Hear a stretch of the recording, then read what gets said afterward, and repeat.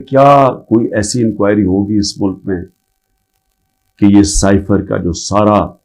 جو ایک سائفر کے ارد گرد جو سازش تھی،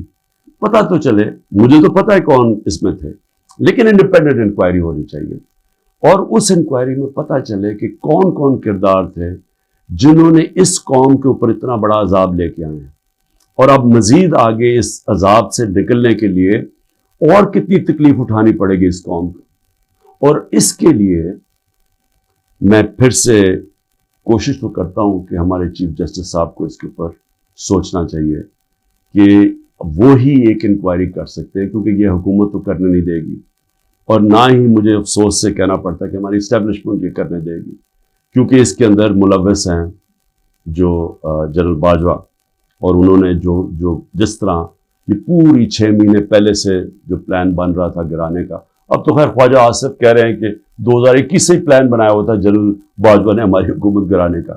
تو لیکن اب ذرا ان سے بھی سوال پوچھنا چاہیے کہ آپ نے ہمیں جب گرا کے ان کو لے کے آئے جن لوگوں کو، تو کیا آپ کو اعتماد تھا کہ یہ اس ملک کو اٹھا لیں گے؟ 30 سال سے جو حکومت کر رہے تھے،